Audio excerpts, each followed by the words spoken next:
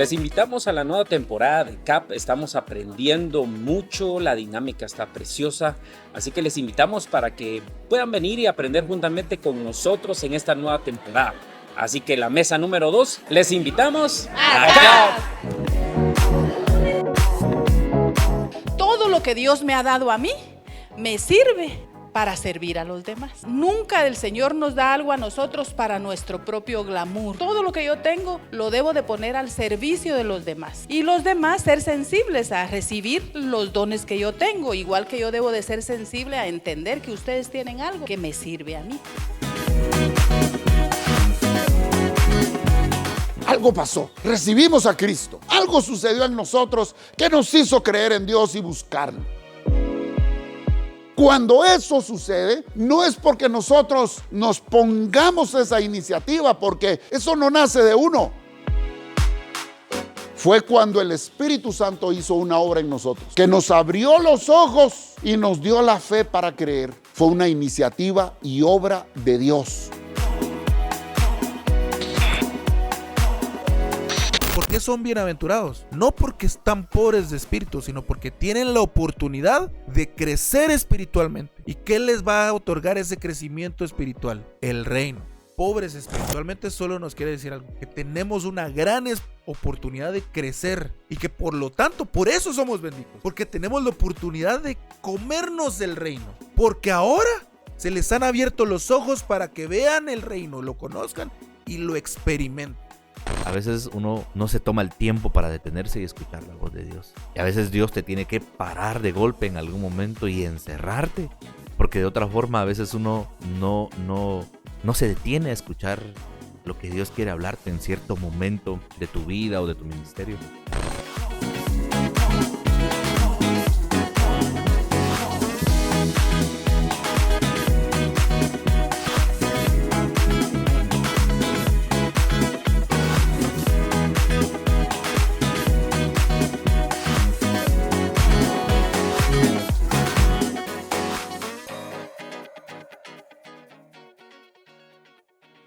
Vamos a ir ahora al Nuevo Testamento. En el capítulo 15, versos 1 al 3 del Evangelio de San Juan. El domingo pasado disfruté mucho estudiando el libro de los Salmos con ustedes.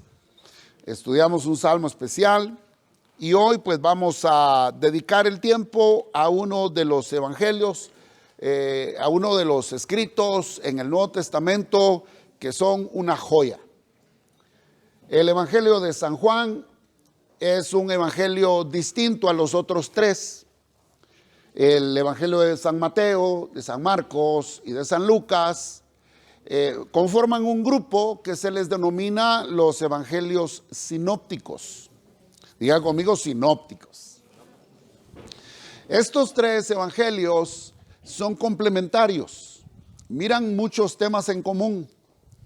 Usted lee cosas que se repiten en un evangelio como en los otros dos. De repente Mateo habla de una cosa, Marcos la amplía y Lucas lo explica. Son tres visuales desde diferentes puntos sobre un mismo acontecimiento, una misma persona, el Señor Jesucristo. Pero el evangelio de San Juan es distinto. El evangelio de San Juan, más que enfocarse a las actividades, aunque menciona, narra algunas actividades de Jesús, más que poner el foco en los milagros o en las parábolas, lo que hace el Evangelio según San Juan es recopilar sermones, conferencias, enseñanzas y sus explicaciones del Señor Jesucristo en las últimas semanas antes de su muerte. No es la historia desde su nacimiento hasta su resurrección y ascensión, sino que es la recopilación de los dichos de Jesús, de los discursos de Jesús en las últimas semanas que pasó en Jerusalén, en Judea, en la parte sur de Palestina. No menciona, o si hace acaso alguna referencia del norte, de Galilea o de Samaria. Sin embargo, se enfoca en ese tiempo que pasó en Jerusalén, antes de ser sacrificado.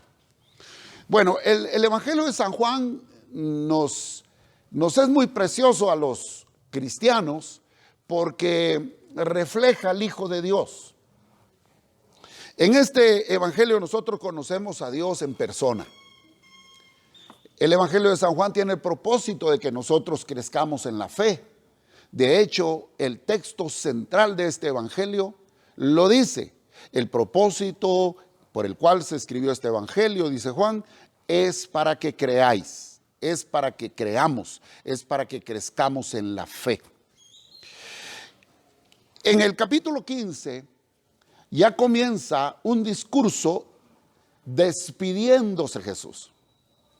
En el capítulo 15, que nosotros conocemos como la alegoría de la vid y los pámpanos, de la viña y las ramas, este es un discurso con el cual el Señor Jesucristo comienza a decirle a sus discípulos que va a partir y se despide y les deja recomendaciones.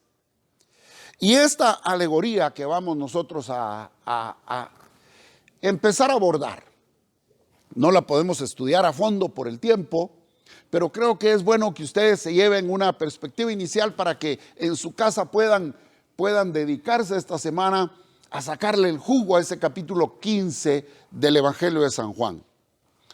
Esta es una alegoría del pueblo del pacto. Cuando habla de la viña, que es el cultivo de uva, cuando habla de las ramas, se está refiriendo, dice, yo soy la vid verdadera y vosotros sois los pámpanos. Así dice la versión Reina Valera. Y la viña es una plantación de uvas. Usted sabe que aquí no tenemos plantaciones de uvas, pero quizás usted lo ha visto en la escuela, en la televisión. La plantación de uvas, ¿qué podría yo decirle? Bueno, si usted ha visto plantas como la bugambilia, es más o menos de esa manera. Es una especie de planta que tiene un tronco con muchas ramas y se enreda y puede seguir creciendo o se puede controlar su crecimiento, su volumen. Y esta planta lo que produce son las uvas. La uva es uno de los alimentos más ricos que puede tener el ser humano, del cual se hace vino y del cual también la Biblia habla mucho. Entonces, el cultivo de esta viña es una ilustración de la vida del pueblo del pacto, que en el Antiguo Testamento fue el pueblo de Israel. Pero en el Nuevo Testamento se le da un giro a ese concepto. Y ya el pueblo del pacto no es Israel, sino que es Jesucristo. El pueblo del pacto, el elegido, ya no es Israel, sino que es Jesús. En el libro del profeta Isaías, capítulo 5, verso 1 al 7, en el Salmo 80, versos 8 al 9, se da una explicación para los que les guste indagar, pueden ir a esos textos, pero se da una explicación por qué Israel, siendo el pueblo del pacto, va a ser desechado. Porque siendo una viña, empiezan a dar frutos ácidos, agrios, uvas que ya no se pueden comer. El fruto que estaban dando era malo, si es que daban alguna vez fruto. Hasta el punto que ya no dio fruto y se secó la viña, se secó la vid, se secó el pueblo de Israel. De tal manera que Dios lo desechó y van a ver ustedes como dice aquí la escritura. Vamos a ir a San Juan capítulo 15, verso 1, si lo pueden poner por favor. Y vamos a aprender varios principios sobre la viña, sus ramas y el agricultor. La viña, sus ramas, el agricultor. Nos van a dar principios para nuestra vida espiritual, nuestra relación con Dios y lo que Él espera en nuestra vida para bendición. Dice, yo soy la vid verdadera y mi Padre es el labrador. Verso 2, todo pámpano que en mí no lleva fruto, lo quitará. Y todo aquel que lleva fruto, lo limpiará para que lleve más fruto. Verso 3. Ya vosotros estáis limpios por la palabra que os he hablado. La vid es entonces la viña, es la planta completa. Los pámpanos son las ramas. Y en las ramas, pues obviamente están los, ¿cómo se llaman las? No son pencas, ¿va? Son los racimos de uvas. Gracias. Entonces, aquí lo que está, de alguna manera me adelanto, es diciendo, la viña, la vid, soy yo. Las ramas son ustedes. Y cada uno da fruto. Y toda rama que no lleva fruto, la quita. Toda rama que está seca, la quita. Pero la que da fruto, la poda. ¿Para qué? Para que dé más fruto.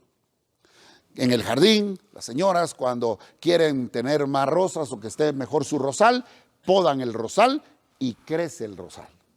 Si hay árboles que se necesitan podar como el café y como la gravilea cada año para que se prepare, crezca, se desarrolle y dé más fruto. Bueno, otro principio que aprendemos aquí es cómo comienza el versículo 1. Si podemos ponerlo, por favor, versículo 1 de San Juan. Dice, yo soy. Diga conmigo, yo soy. Hace 8 días vimos cómo aparece el nombre de Dios en esos versículos que estudiamos de los Salmos. Hoy, de nuevo, aquí comienza este pasaje con una declaración. No solamente presentándose, yo soy Jesucristo de Nazaret, sino que al decir yo soy, está usando el nombre de Dios. Él está ahí atribuyéndose divinidad y diciendo cuál es su naturaleza y de dónde viene. Yo soy es un nombre divino. Jesús se atribuye ese nombre divino porque Él es Dios. Él es hijo de Dios. Y es el séptimo yo soy que aparece en el Evangelio de San Juan. Tal vez usted me ayuda, pero hay 7 yo soy. Hay 7 declaraciones en las cuales Jesús dice en el Evangelio de San Juan, yo soy. Número 1 dice, yo soy el pan de vida. Número 2 dice, yo soy el camino, la verdad y la vida y nadie llega al Padre si no es por mí. ¿Alguien quiere ayudarme? Yo soy... No, pero algo más que yo no haya dicho. Yo soy la puerta de las ovejas, ¿verdad? Yo soy el buen pastor. Ya van 4. ¿Perdón? No, son 7 que hay en el Evangelio de San Juan. Dice, yo soy el agua de vida. ¿Ah? Y entre esos 7 yo soy, el último es este que dice, yo soy la vid. Yo soy la vid verdadera.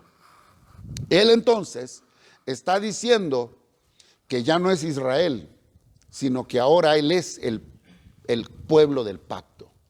Y a través de Cristo, nosotros somos pueblo de pacto. Por eso es que a veces se nos dice que somos el nuevo Israel, somos el Israel espiritual. Pero no es porque nosotros vengamos de Israel o seamos judíos, o porque nos pongamos a celebrar fiestas judías, o nos vistamos como ellos, o dancemos, o toquemos el shofar. No, lo que nos hace ser el pueblo de Dios es Jesús. Somos puros guatemaltecos que nos gusta bailar el son, pero somos ahora pueblo de Dios. ¿Ah? Como dice aquel canto de, ¿quién es? Marcos Witt, ¿verdad? Somos el pueblo de Dios. ¿Verdad? Entonces, él comienza diciendo, yo soy ahora el pueblo del pacto, yo soy la vid verdadera. Esto significa que si hay algo verdadero, habrá algo que no lo es. Pero él está diciendo, yo soy el original, yo soy el real, yo soy el verdadero. Jesús es el verdadero Israel. Diga conmigo, Jesús es el nuevo pacto. Diga conmigo, Jesús es el verdadero Israel. Diga conmigo, yo soy pueblo de Dios. Ahora, ¿por qué somos pueblo de Dios? Porque somos parte de la iglesia, somos evangélicos, ¿o por qué? Porque fuimos rescatados por Cristo Jesús y lo reconocemos como Señor y Salvador. Ahora, otra declaración importante, dice, yo soy la vid verdadera y mi Padre. Está diciendo que Dios Todopoderoso, Dios Padre, es el encargado, es el agricultor. Es el encargado de limpiar, de mantener, de echarle su abono, de regar, de asegurar de que no hayan plagas, de fumigar y de hacer la poda para que esta viña, para que este pueblo, para que este cultivo esté sano y dé más fruto. Diga conmigo, más fruto. Así se llama el título, así le he puesto a este tema, más fruto. Ahora, ¿cómo cuida nuestro Padre? El Padre cuida de tres maneras. Podemos encontrar varias más al estudiar todo el capítulo, pero enfoquémonos en tres que puede abarcar las demás. Número uno, ¿cómo Dios me cuida? ¿Cómo Dios cuida a su pueblo? ¿Cómo Dios cultiva su viña? ¿Cómo Dios hace que podamos tener más fruto? Porque la obra es de Él. No es porque yo me esfuerce, no es porque yo sepa más, no es porque yo venga de alguna familia importante o porque... el crecimiento lo da Dios. Diga conmigo, el crecimiento lo da Dios. Por supuesto que hay una colaboración, hay una sinergia, hay una parte que me toca que poner a mí, pero el crecimiento lo da Dios. Y número uno, veamos de qué manera Dios nos cuida. Primero, nos limpia. Vamos al versículo 2. La primera tarea que Dios tiene con nuestra vida para poder ser productivos, para poder dar fruto, es limpiarnos. Dice, todo pámpano que en mí no lleva fruto, lo quitará. Y todo aquel que lleva fruto, ¿qué dice? Lo limpiará, ¿para qué? Para que lleve más fruto. ¿Cuántos quieren llevar más fruto en su vida? Cuando la Biblia aquí se refiere a fruto, se refiere a resultados. Quiere decir el producto. Es decir que si de una planta de aguacate uno espera aguacates, de un limonar, ¿qué espera uno? Pues limones. Ahora, ¿qué se espera del cristiano? Se esperan ciertos frutos de carácter, de servicio, de productividad, de habilidades, de dones y talentos y especialmente de una vida que refleje la gloria de Dios. Ahora, pero no todos venimos así. Cuando nosotros nacemos, ya nacemos con un fallo de fábrica. Porque dice la Escritura que todo el que nace viene ya con el pecado original. Porque todos estamos destituidos de la gloria de Dios, ¿verdad? Y que la paga del pecado es muerte, pero la dádiva en Cristo Jesús es vida eterna en Él. De tal manera que si creemos en Cristo, nosotros somos salvos. Y por la palabra, por la obra del Espíritu Santo, se lleva a cabo algo que se llama el nuevo nacimiento. Diga conmigo, nuevo nacimiento. Cuando uno de los eruditos de aquel tiempo de Jesús, que era Nicodemo, que era un sacerdote, que era un fariseo, se acerca a Jesús, aunque él conocía mucho de las Escrituras, esperaba al Mesías, se acerca con cierta inseguridad a Jesús y le pregunta, le dice, maestro, tú eres bueno y por lo que haces, a mí se me hace que vienes de Dios. Pero, ¿cómo hacemos para entrar al reino de los cielos? Y Jesús le empieza a explicar y le dice que es necesario nacer de nuevo, nacer del agua y del Espíritu. Si quieres ver, si quieres entrar al reino de Dios, le dice, tienes que nacer de nuevo. Y él empieza a replicar diciendo, pero ¿cómo va a ser eso posible si yo ya soy viejo? ¿Me tengo que meter de nuevo el vientre de mi madre? No, le dice, no estás agarrando la onda. Porque no es una cuestión biológica, es un nacimiento espiritual. Es por la obra de la palabra y por la obra del Espíritu Santo. A eso se le llama regeneración. Diga conmigo, regeneración. Se le llama regeneración, se le llama nuevo nacimiento. Porque estábamos muertos en nuestros delitos y pecados. Fíjese pues, usted y yo en un momento estábamos apartados de Dios. Quizás veníamos a la iglesia. Seguro teníamos religión. En algún momento nos hablaron en la casa acerca de Dios. Pero llegó un momento en el que algo pasó.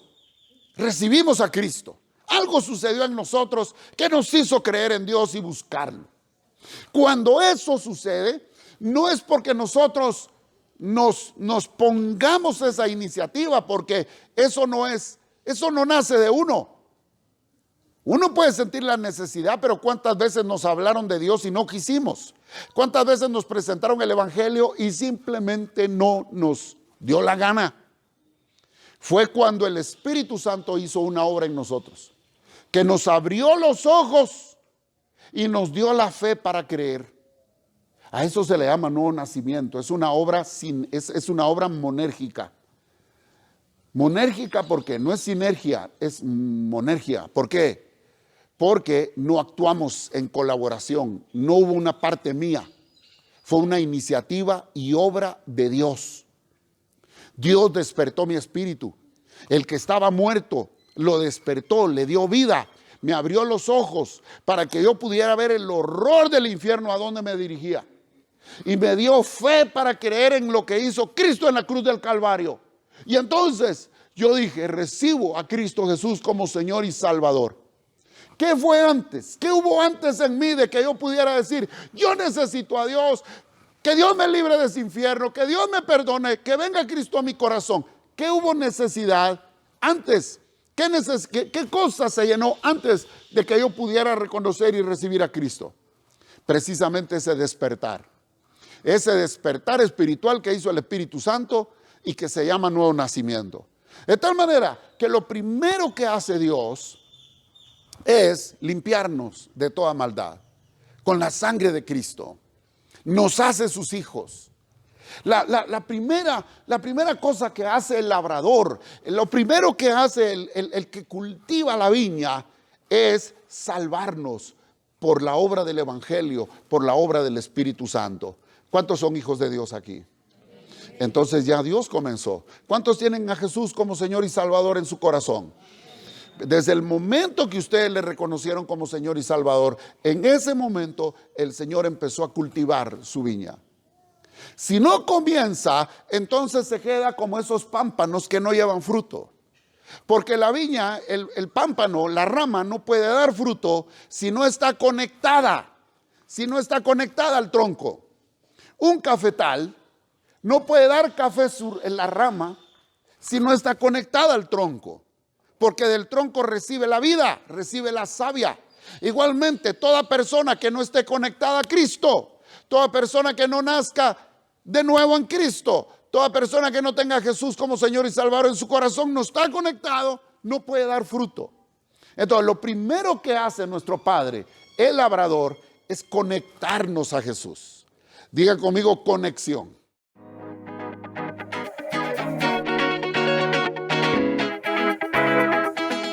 Esta producción es posible gracias a tu contribución económica, haciendo una transferencia o depósito a las cuentas número 3148-031542 de Banco Ban Rural y 220-000650-2 de Banco Industrial, a nombre de Rey de las Naciones, número 3148-031542 de Banco Ban Rural y 220-000650-2 de Banco Industrial, a nombre de Rey de las Naciones.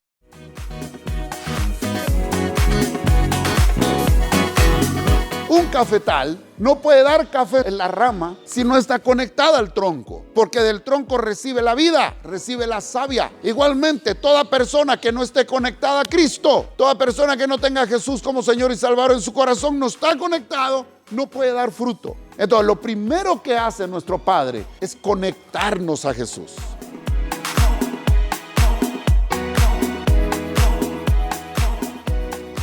Ahora, ¿qué más hace el Padre? Número 2. Veamos el versículo 2. Otra vez dice, todo pámpano que en mí no lleva fruto, lo quitará. Y todo aquel que lleva fruto, ¿qué dice? Lo limpiará. ¿Para qué? Para que lleve más fruto. ¿Cuántos son hijos de Dios aquí? ¿Está seguro? ¿Ya tiene a Cristo en su corazón como Señor y Salvador? Ok. Repito, desde ese momento Dios empezó a hacer la obra y empezó usted a ver cambios, empezaron a ver frutos, ¿verdad que sí? Algunos le han dicho seguramente, usted se ve mejor ahora, usted lleva mejor a su familia, usted está mejor de salud, su carácter cómo ha cambiado, qué bueno que le esté yendo bien. O sea, se nota el cambio, empezó a dar fruto. Ahora, Dios no se queda solamente con conectarlo con Cristo y que empiece a dar solo los frutos iniciales. Dios quiere que crezcamos. Dios quiere que nos desarrollemos. Dios quiere que demos más fruto. Diga conmigo, más fruto. La pregunta es, ¿usted quiere dar más fruto? ¿Usted quiere dar mejores resultados? ¿Usted quiere ser mejor hijo de Dios, mejor hija de Dios?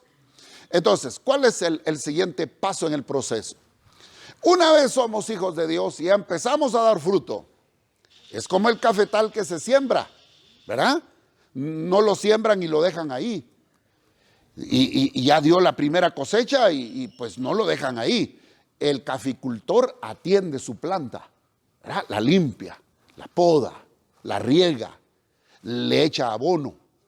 Y el proceso de limpia no siempre es agradable, pero es necesaria.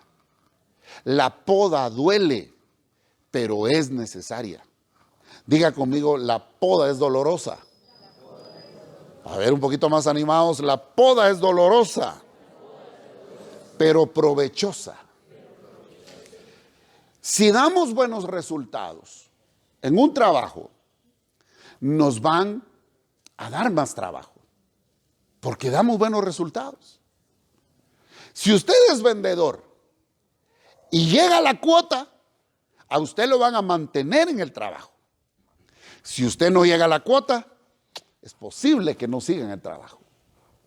Pero si usted lo ven que supera la cuota y que vende más, ¿qué va a pasar con usted como vendedor?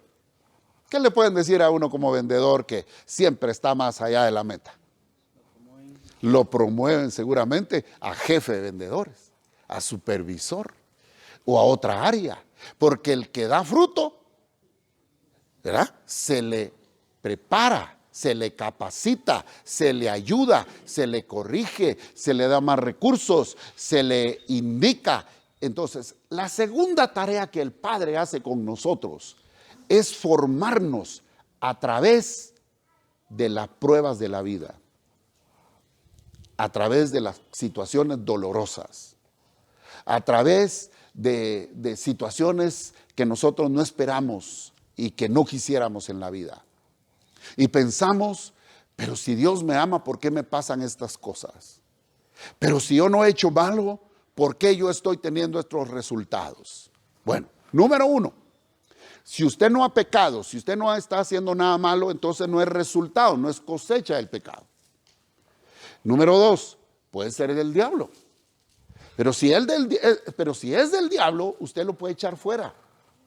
Porque por un camino puede venir en contra suya, pero mayor es el que está en usted que el que viene en contra suya. Y por 7 tiene que salir huyendo, ¿sí o no? Pero si no es por usted, por su pecado, está portando bien, y si no es el diablo, entonces ha de ser Dios. Pero ¿por qué pelearme con Dios? ¿Por qué reclamarle a Dios en esas situaciones en las cuales nosotros no queremos que nos pase, nosotros nos duele que nos pase y es como una especie de poda? Dios nos quita ciertas cosas. Cuando usted mira un cafetal que está lleno las ramas de café, usted las cosecha, pero no entiende, por lo menos yo no entendía, pero si está dio bastante café y ahora mi abuelo viene y mi papá viene y corta. Pero ¿cómo es posible que a lo que esté dando frutos se le corte? ¿Por qué? Para que crezca, eche renuevos y dé más fruto. Lo mismo hace Dios con nosotros. Pero muchas veces por no comprenderlo, nosotros peleamos con Dios, nos alejamos de Él, nos enfriamos y pensamos que es el diablo, que la gente no nos quiere, que yo saber qué hice. Pero si prestamos atención despacio, aunque la poda es dolorosa, veremos que es provechosa. Levante su mano derecha, póngala sobre su vecino y con sonrisa dígale: ánimo, la poda es buena.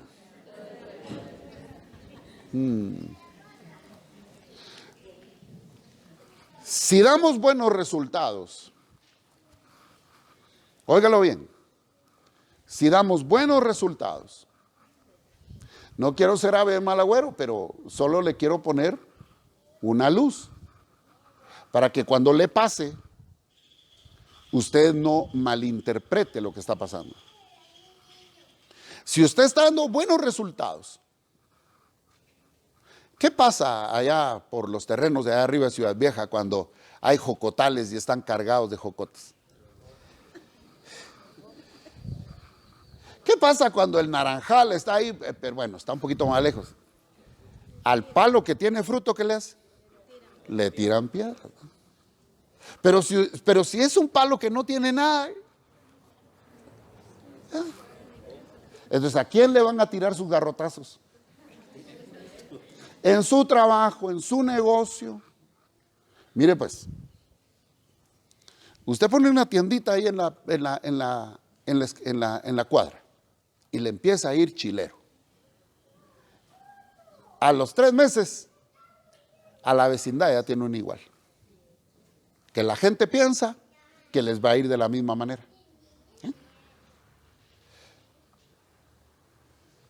No dejan, no hacen, ni dejan hacer, ¿va?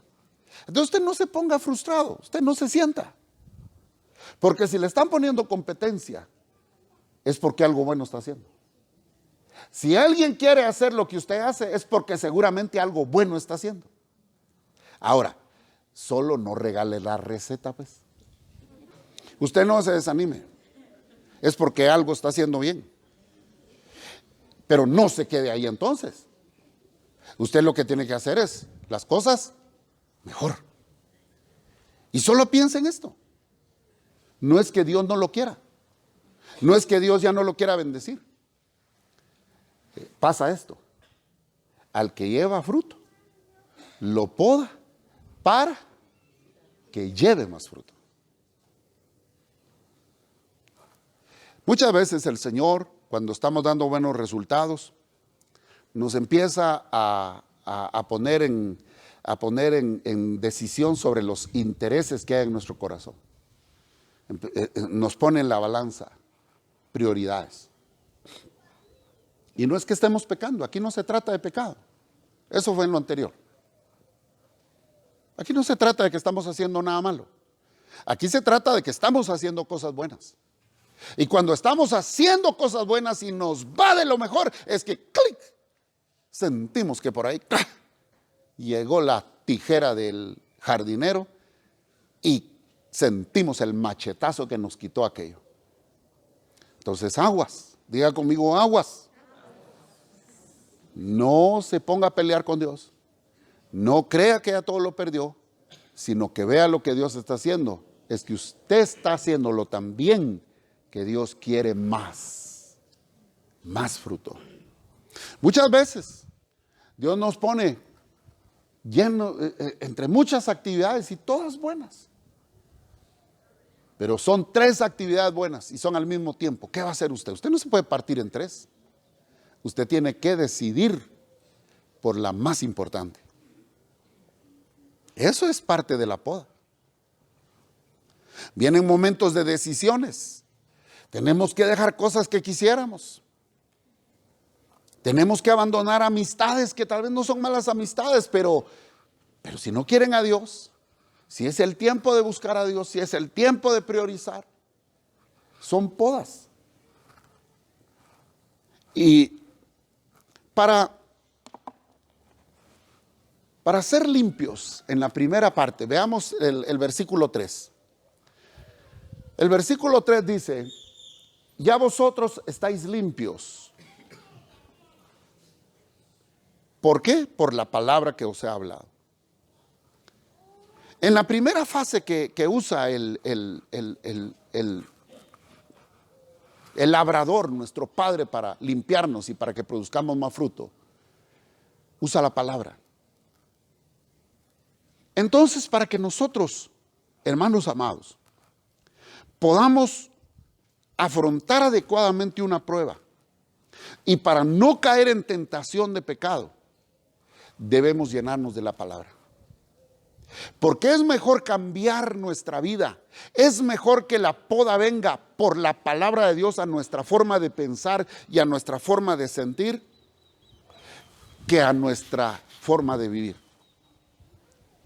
Si hoy usted, por ejemplo, con lo que está aprendiendo, toma decisiones radicales y empieza a cambiar por lo que Dios le está mostrando, está Dios haciendo una poda. Y esa poda no duele. Pero si nosotros no aprovechamos la palabra y nos cerramos como necios a la palabra de que no queremos, entonces sí van a venir las pruebas en la vida. Porque Dios no va a dejar a medias la obra que comenzó con nosotros. Y retobiemos o estemos contentos, hagamos berrinche o estemos de acuerdo o no estemos de acuerdo, Dios va a hacer la obra en nuestra vida. Y va a decir, una de dos, o te entra por los oídos o te entra por el pellejo. Por los oídos lo que se necesita, bueno, por los oídos cuando viene la palabra duele también, pero ¿qué es lo que duele? El orgullo, la necedad. Pero cuando entra por el pellejo, duele todo. Y número 3, ¿de qué otra manera nos limpia el Señor? ¿De qué otra manera nos cultiva? Vamos al versículo 2 nuevamente. Todo pámpano que en mí no lleva fruto lo quitará, y todo aquel que lleva fruto lo limpiará para que lleve más fruto. La otra manera en que Dios nos cultiva para que seamos como Él quiere, para que demos los frutos que Él quiere, es cuando nosotros cometemos un pecado. Es cuando nosotros le fallamos a Dios. La palabra de Dios en la primera carta de San Juan, capítulo 2, versículo 1, dice, hijitos, les ruego por las misericordias de Dios. Y dice, yo sé, dice. Vamos a poner primera de Juan, capítulo 2, verso 1. Dice, hijitos míos, estas cosas os escribo. ¿Para qué? Para que no pequéis. Ok, ¿para qué está escrita la escritura? Para que no pequemos, para que nos portemos bien, para que no nos vaya mal, ¿va? Para que no pequéis. Ahora, pero como ya los conozco, ¿ah? Ya sabe Dios cómo somos. Levante la mano quien no haya pecado alguna vez. ¿Verdad que todos son una bola de pecadores?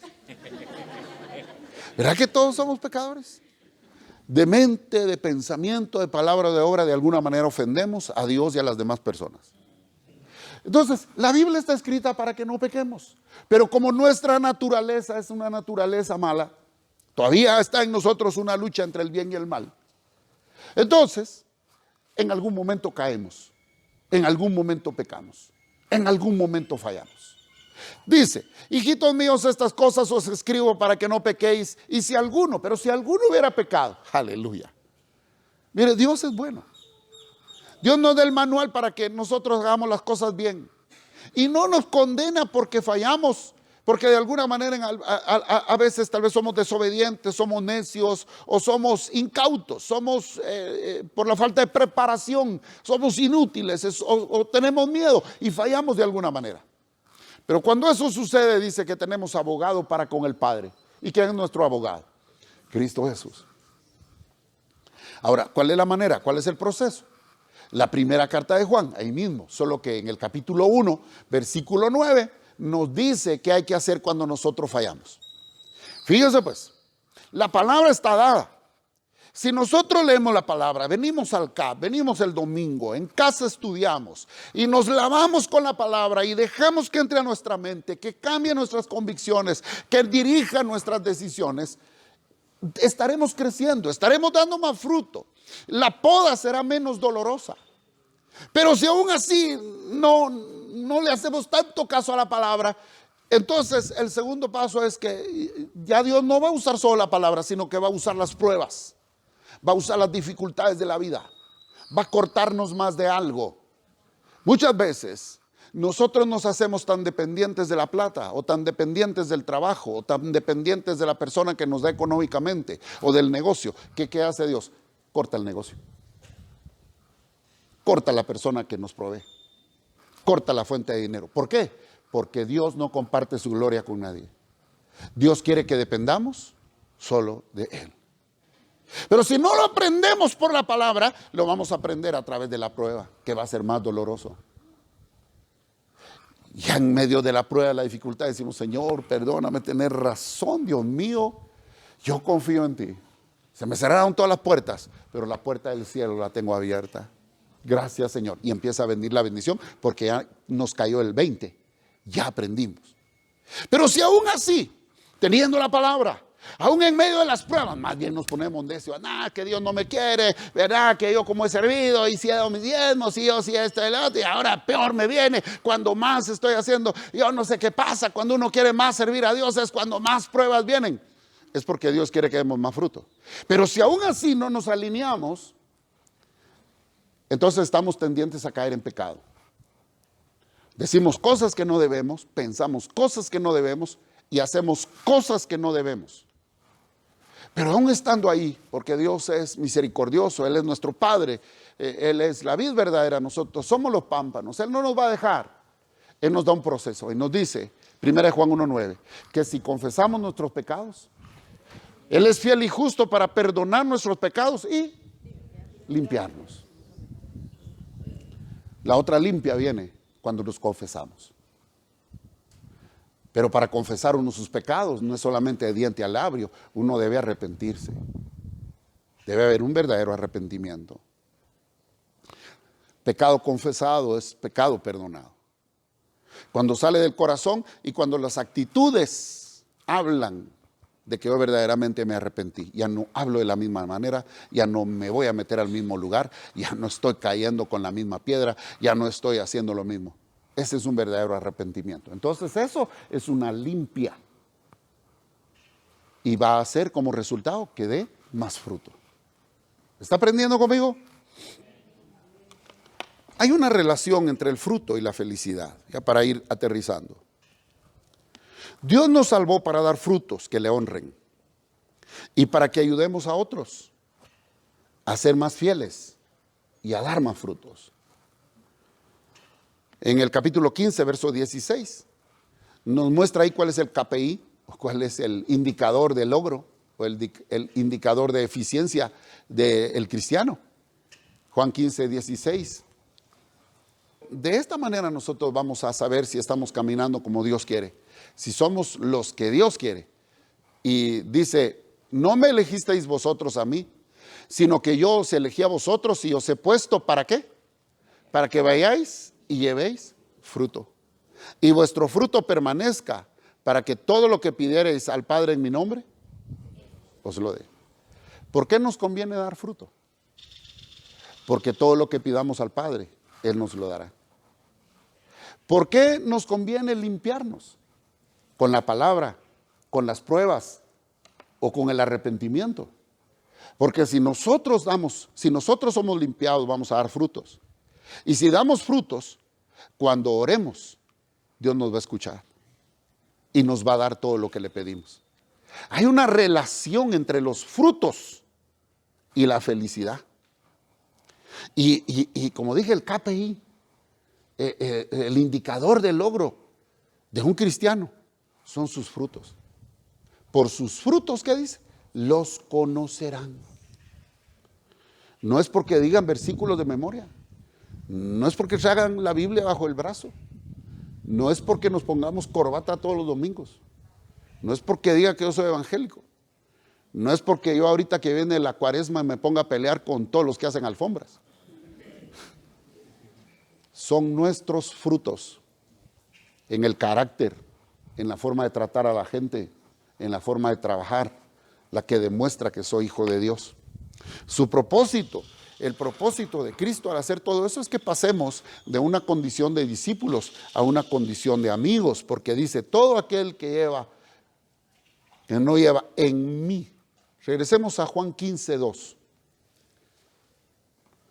Y todo aquel que no lleve fruto en mí, diga conmigo, en mí.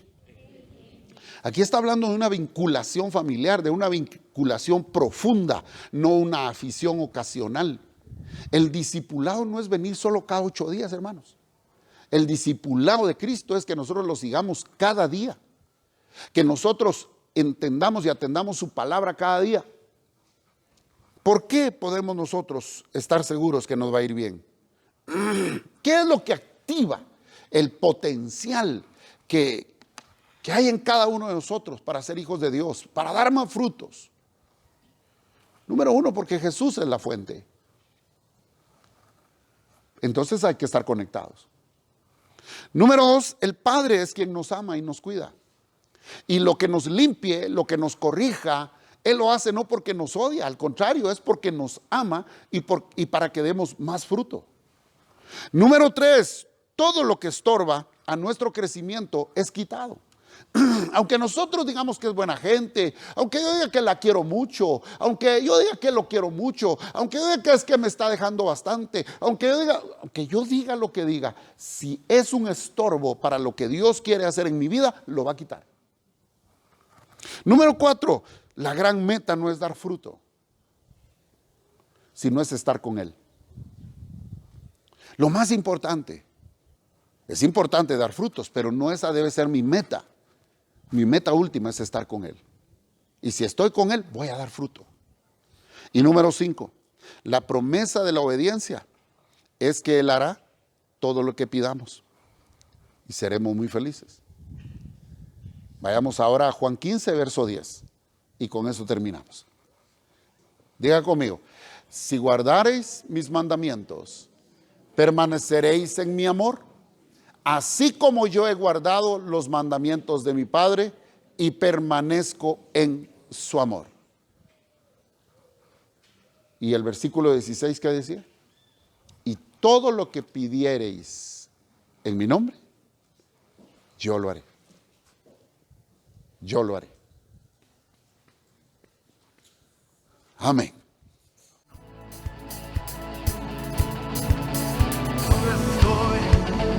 La tormenta, mi corazón no temerá. Cuando estoy desesperado, tu mano no me soltará. No me encuentro sin aliento. Yo sé que todo siempre tú lo haces bien.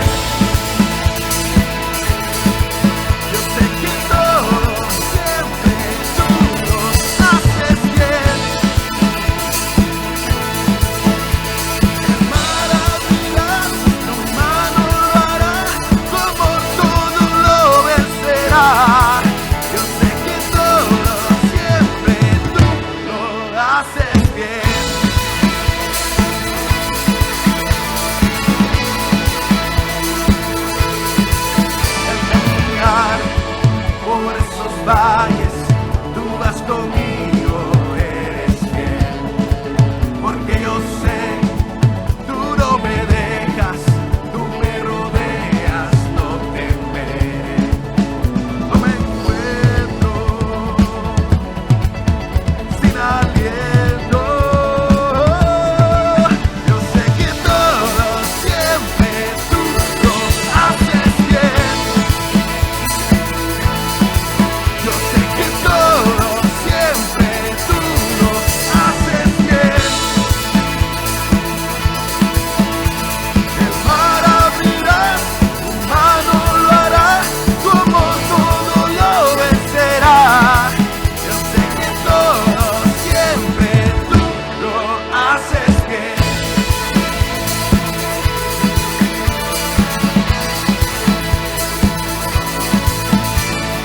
En la oscuridad a mi lado vas, siempre permaneces en cada